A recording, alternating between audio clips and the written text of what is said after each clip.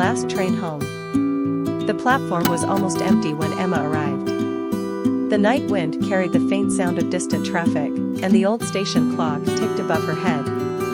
She pulled her coat tighter, her breath rising like mist, and tried to calm the restless beating of her heart. It had been 3 years since she last saw Daniel. 3 years since that night when he left for a job abroad, promising to write but never truly keeping in touch. She had convinced herself she was over him, until his message came 2 days ago, "Meet me at the station. 9 p.m.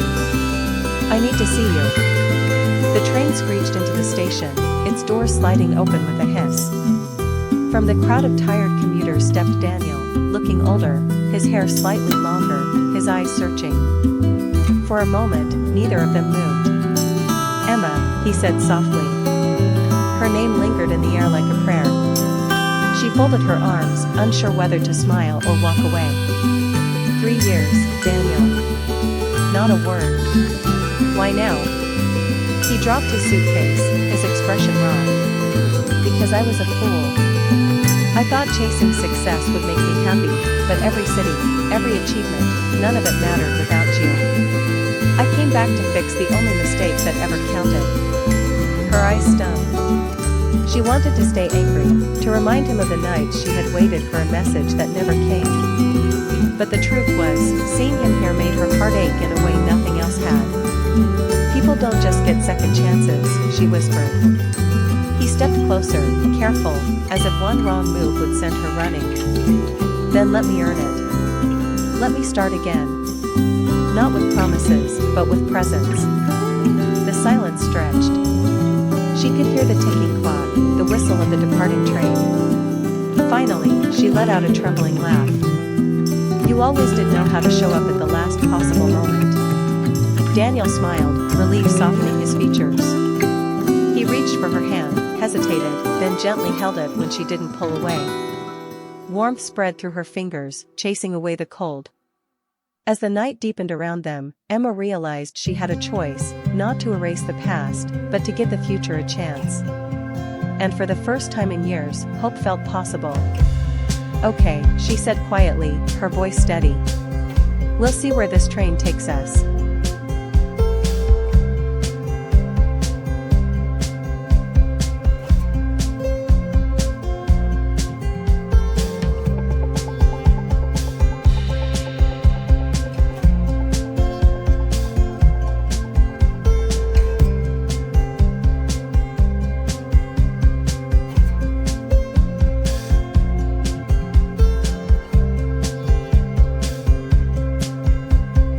The bridge at dawn.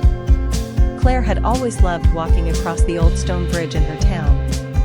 It was a quiet place where the river reflected the sky like a mirror, and where she often went when her heart felt heavy.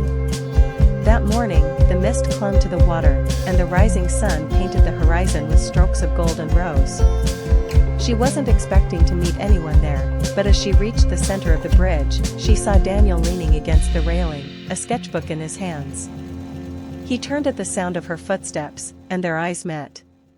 "Morning," he said softly, his voice carrying the gentleness of someone who had been lost in thought. Claire smiled faintly. "Morning. Drawing?"